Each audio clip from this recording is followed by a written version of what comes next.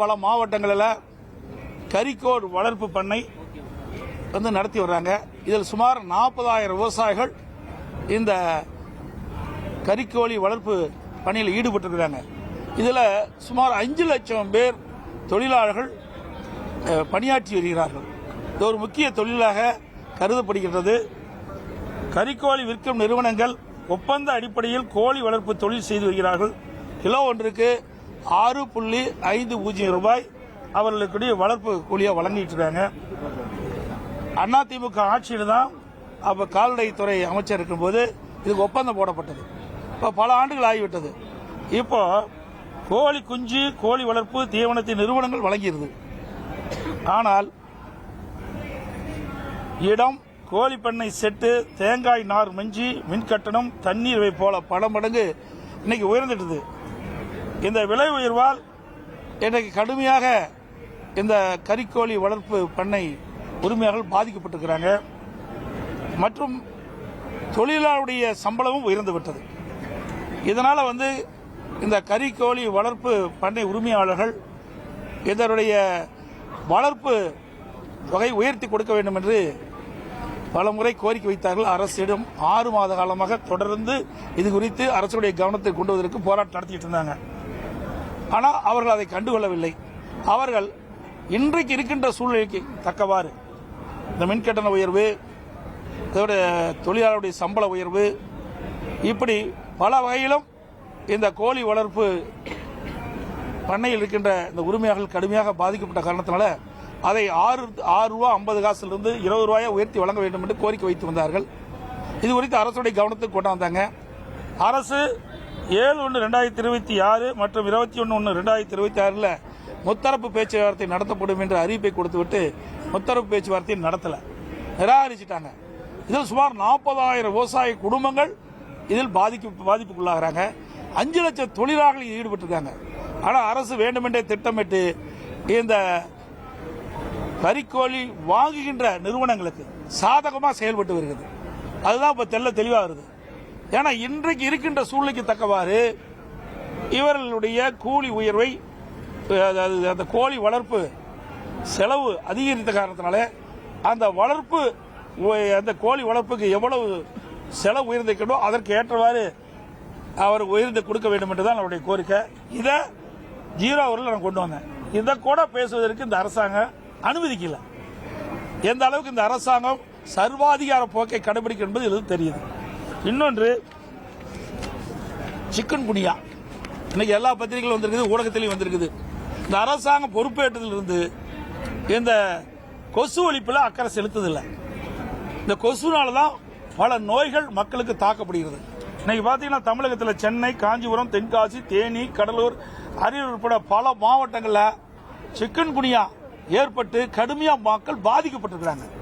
அந்த பாதிப்புக்குள்ளான மக்களுக்கு ஆங்காங்கே முகாம்கள் நடத்தி யாரெல்லாம் பாதிக்கப்பட்டார்களோ அவர்களெல்லாம் என்னென்ன அறிகுறி இருக்கின்றதோ அதன் மூலமாக அந்த முகாமிலே அவர்கள் சிகிச்சை பெறுவதற்கான நடவடிக்கை இந்த அரசு எடுக்க வேண்டும் என்று அதுவும் நான் 0 ஹவரில் எழுப்பதாக இருந்தோம். அதுக்கு அனுமதி கொடுக்கல.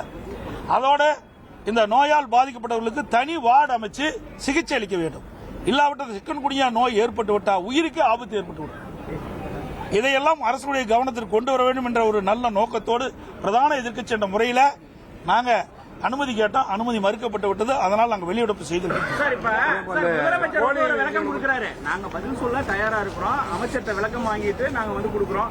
ஆனா ஏன் இப்ப இன்னைக்கே எடுக்கணும் நீங்க வலியுறுத்துறீங்க அப்படின்னு சொல்லி, அதாவது 0 ஹவரில் நேற்றைய தினம் கைது பண்ணி இன்றைக்கு விவசாயிகள் 6 மாசம் போராடிட்டு இருக்கிறாங்க. இன்னும் நடக்கிறது 2 நாள் தான் இருக்குது. ஏன் இன்றைக்கு என்ன பதில் சொல்லுதல் என்ன நேற்றைய தினமா கொடுத்துட்டோம். இது எவ்வளவு முக்கிய பிரச்சனை. 40,000 விவசாயிகள் குடும்பத்துடைய பிரச்சனை, 5 லட்சம் தொழிலாளர்களுடைய வாழ்வாதார பிரச்சனை. இதை கூட இந்த அரசு அக்கறையா எடுத்து அதுக்கு உரிய பதில் கொடுக்கல. என்ன இன்னொன்று, நான் நேற்றைய தினம் அந்த 55 விதியின் கீழ் நான் அதில் கையெழுத்தில்லை. 0 ஹவரில் பிரதான எதிர்க்கட்சி தலைவர் என்ற முறையில் 0 ஹவரில் எழுப்புவதற்கு மரபு இருக்குது. இதை ஏற்கனவே திராவிட முன்னேற்ற கழக ஆட்சி இருக்கின்ற பொழுது தொடர்ந்து 0 ஹவரில் பல கேள்விகள் எழுப்புனாங்க, பல பிரச்சனையை எழுப்புனாங்க. நாங்கள் அதுக்குரிய பதில் கொடுத்தோம். ஆனால் இன்றைய தினம் இந்த அரசு வேண்டுமென்றே திட்டமிட்டு பிரதான எதிர்க்கட்சி தலைவர் பேசுவதை பேசக்கூடாது என்ற ஒரே நிலைப்பாட்டின் காரணமாக தான் எனக்கு பேசுவதற்கு அனுமதி மறுக்கப்பட்டது. ஆக இவர்கள் எல்லாமே தெரியும், தெரியாதெல்லாம் ஒண்ணும் இல்லையா, போராட்டம் பண்ணிட்டு இருக்காங்க, அரசாங்கத்துக்கு தெரியாதா? அப்படி தெரியாத அரசாங்கம் இருந்தா இந்த அரசாங்கம் மோசமான அரசாங்கம் தான் பொருள். ஒரு நாட்டில் நிலவுகின்ற பிரச்சனை 6 மாதமா தொடர்ந்து விவசாயிகள் தங்களுடைய உரிமைக்காக போராடி கொண்டிருக்கிறாங்க, தங்களுடைய பிரச்சனையை முன்வைத்து போராடி கொண்டிருக்கிறாங்க. அரசும் 2 முறை முத்தரப்பு பேச்சுவார்த்தை நடத்தப்படும் என்று அறிவிக்கப்பட்டு நடத்தல. இதெல்லாம் அரசாங்கத்துக்கு தெரியாதா? இல்ல துறை அமைச்சருக்கு தெரியாதா?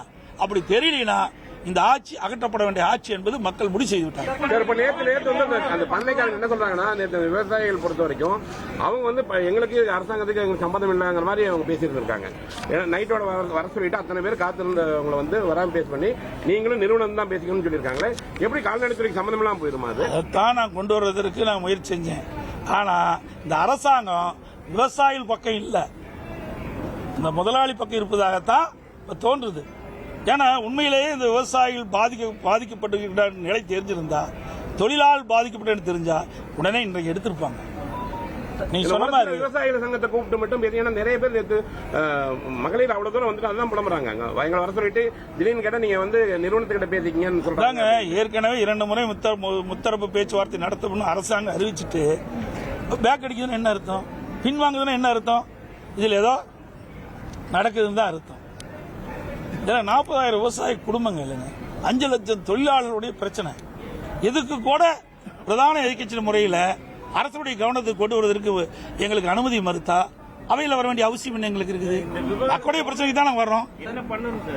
ஏங்க இது கவர்மெண்ட் 2 தரப்பு பேசி ஒரு உடன்பாடு எடுக்கணும். எல்லா இடத்துலயும் தான் இன்னைக்கு எல்லா தொழிற்சாலையும் இருக்குது. ஒரு போராட்டம் நடத்தினா அரசாங்கம் பேசுதுல, எல்லா இடத்துலயும் பேசுறாங்களா? அது மாதிரி விவசாயிகள்லாம் நிராகரிக்கப்பட்டவர்களா? அவர்கள் இந்த அரசாங்கம் கண்டுகொள்ளாதா? அவர்கள் வாழ்வாதார பிரச்சனை, 5 லட்சம் தொழிலாளருடைய வாழ்வாதார பிரச்சனை, 40,000 விவசாய குடும்பங்களுடைய வாழ்வாதார பிரச்சனை. இதற்கு இந்த அரசாங்கமே முத்தரவு பேச்சுவார்த்தை நடத்தும் என்று அறிவிக்கப்பட்டு விட்டு ஏன் பின்வாங்குது? அதுதான் அரசுடைய கவனத்துக்கு கொண்டு வந்து அதுக்கு ஒரு நல்ல சுமூகமாக ஏற்பாடு செய்ய வேண்டும். அந்த உரிமையாளர்களுக்கு அவள் கேட்கின்ற கோரிக்கையை இந்த அரசு மூலமாக நிறைவேற்ற வேண்டும் என்ற ஒரு நல்ல எண்ணத்தில் தான் நாங்கள் இந்த சட்டமன்றத்தில் அரசுடைய கவனத்துக்கு கொண்டு வந்து முயற்சித்தோம். ஆனா எங்களுக்கு அனுமதி கிடைக்கல, வெளிநடப்பு செஞ்சோம். முதல் கட்டமா அதிமுக ஒரு தேர்தல் அறிவிப்பு வந்து வெளியிட்டிருக்கீங்க, 5 அறிவிப்புகள் வெளியிட்டிருக்கீங்க. 2,000 ரூபாய் வந்து பெண்களுக்கு கொடுக்கப்படும். பொதுமக்கள்கிட்ட எந்த அளவுக்கு வரவேற்பு இருக்கு? ஏன்னா வந்து திமுக விமர்சனம் பண்றாங்க, காப்பி பேஸ்ட் அப்படின்ட்டு. அதாவதுங்க அவையில் அப்படித்தான் பேசுவாங்க. ஏன்னா இது வந்து மற்றவர்களை நாங்கள் காப்பி அடிச்சு அறிவிக்க வேண்டிய அவசியமே இல்லை. ஏற்கனவே 2021 சட்டமன்ற பொதுத் தேர்தலின் போது முதல்ல தேர்தல் அறிக்கை வெளியிட்டது அதிமுக. எங்களுக்கு பிறகு 1 மணி நேரம் கழிச்சு தான் திமுக தேர்தல் அறிக்கை வெளியிட்டாங்க. அப்பொழுதே எங்களுடைய தேர்தல் அறிக்கையில் இது இடம்பெற்றிருக்குது. இதில் நான் வேணா படிக்கிறேன். அதாவது அறிவிப்பு எண் 2 மகளிர் நலன் எங்களுடைய புத்தகம், எங்களுடைய என்னன்னு காட்டிடணும். ஏன்னா இந்த அமைச்சரெல்லாம் வேணும் வேண்டே திட்டமிட்டு ஒரு தவறான செய்தி சொல்லிட்டு வராங்க.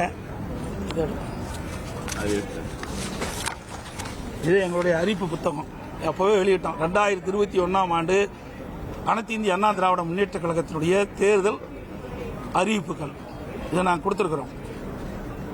இதுல பாத்தீங்கன்னா 2வது அறிவிப்பு மகளிர் நலன் குலவிளக்கு திட்டம்.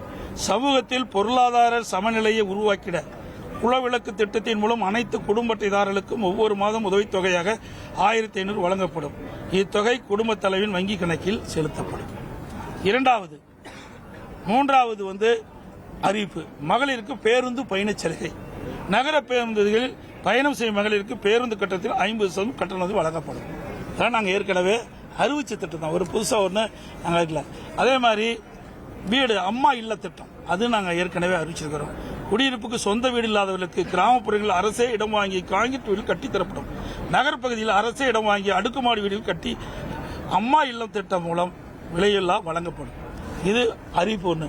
இதையெல்லாம் நாங்கள் ஏற்கனவே அனைத்து இந்திய அண்ணா திராவிட முன்னேற்ற கழகத்தினுடைய தேர்தல் அறிக்கையில் நாங்கள் அறிவிச்சிருக்கிறோம். அந்த அறிவிப்பின்படி தான் இப்போ மீண்டும் 2026 சட்டமன்ற பொதுத் தேர்தலில் எங்களுடைய அறிவிப்பை வெளியிட்டு மக்களிடத்தில் மிகப்பெரிய வரவேற்பை பெற்றிருக்குது. அந்த வரவேற்பை பெற்ற காரணத்தினால தான், அந்த எரிச்சல் தான் ஒவ்வொரு நாளும் ஒவ்வொரு அமைச்சர் ஒவ்வொரு விதமா பதில் சொல்லிட்டு இருக்காங்க.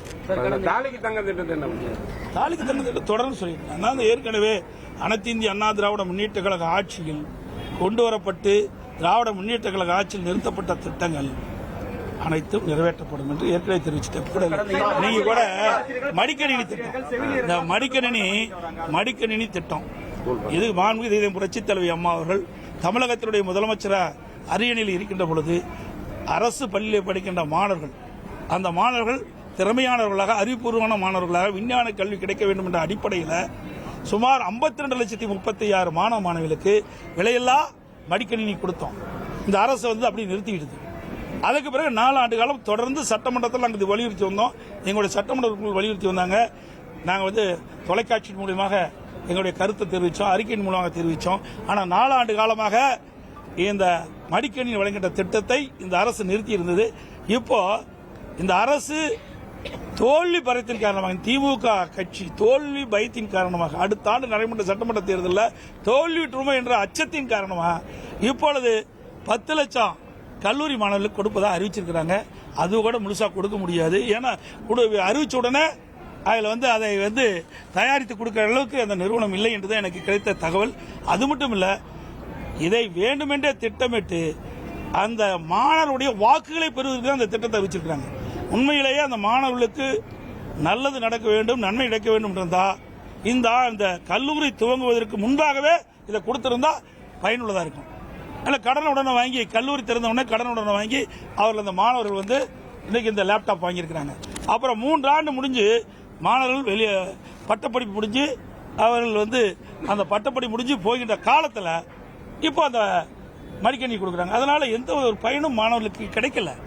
ஆக வேண்டுமென்றே திட்டமிட்டு அதிமுக ஆட்சியில் கொண்டு வரப்பட்ட திட்டம் முடக்கிறாங்க. ஆனா இன்றைக்கு இந்த மாணவர் மத்தியில், இளைஞர்கள் மத்தியில் இந்த மடிக்கணினி திட்டம் நிறுத்தப்பட்டதால் மிகப்பெரிய வெறுப்பு ஏற்பட்ட காரணத்தினால அவருடைய இளைஞர்களுடைய வாக்குகளை பெறுவதற்காக மீண்டும் இந்த திட்டத்தை இந்த அரசு அறிவிச்சிருக்கு. கடந்த 20 நாட்களில் தமிழகத்தில் 70க்கும் மேற்பட்ட சிறுமிகள், பெண்கள் பாலியல் வன்கொடுமைகள் ஆளாக்கப்பட்டிருக்காங்க. 80 கொலைகள் நடந்திருக்கு. குறிப்பாக கொலை செய்யக்கூடிய சம்பவங்கள் ரீல் செய்யக்கூடிய ஒரு நிலை இன்னைக்கு ஏற்பட்டிருக்கு. அதை பத்தி என்ன? அதாங்க, நான் ஏற்கனவே பலமுறை சொல்லிட்டேங்க, ஊடகத்தின் வகையில, பத்திரிகை வகையில சொல்லியிருக்கிறேன். இன்றைக்கு தமிழகத்தில் திராவிட முன்னேற்ற கழக ஆட்சி எப்பொழுது அமைக்கப்பட்டதோ அன்றிலிருந்து இன்று வரை சட்ட ஒழுங்கு அடியோடு சீர்கிட்டு விட்டது. இதற்கு முழுக்க காரணம் போதைப் பொருள் விற்பனை தான். அந்த போதைப் பொருள் விற்பனையை தடுக்க இயலாத ஒரு அரசாங்கம், கையிலாகாத அரசாங்கம் தான் இந்த அரசாங்கம் இருக்குது. இத்தனை நிகழ்வுகள் நடைபெறுவதெல்லாம் இந்த போதை ஆசாமிகளால், அதுவும் கஞ்சா போதை ஆசாமிகளால் தான் இந்த கொடூரமான செயல் நடைபெற்றுக் கொண்டிருக்கின்றன. அண்மையில் கூட சமூகத்துறை அமைச்சர் தூத்துக்குடியில் ஒரு நிகழ்ச்சியில் கலந்து கொண்டு பேசுகின்ற பொழுது, தமிழகத்தில் திராவிட முன்னேற்ற கழகம் ஆட்சிக்கு வந்த பிறகு இந்த 4.5 ஆண்டு காலத்தில் 6,999 சிறுமிகள் போக்சோ சட்டத்தால் இன்னைக்கு பாதிக்கப்பட்டு போக்சோ சட்டம் பதிவு செய்யப்பட்டது. 6,999 போக்சோ வழக்குகள் பதிவு செய்யப்பட்டதை சொல்லியிருக்காங்க. அதற்கு பாதிக்கப்பட்டவர்களுக்கு 104 கோடி நிவாரணம் கொடுக்கப்படுறத பெருமையா பேசுறாங்க. எவ்வளவு ஒரு மோசமான அரசாங்கம்! இன்னைக்கு ஒவ்வொரு மாதமும் இன்றைக்கு சிறுமிகள் பாதிக்கப்படுறாங்க, பெண்கள் பாதிக்கப்படுறாங்க. அது தொடர்ந்து இந்த ஆட்சியில் நடந்து கொண்டிருக்கின்றது. அதை கட்டுப்படுத்த இந்த அரசால் முடியல.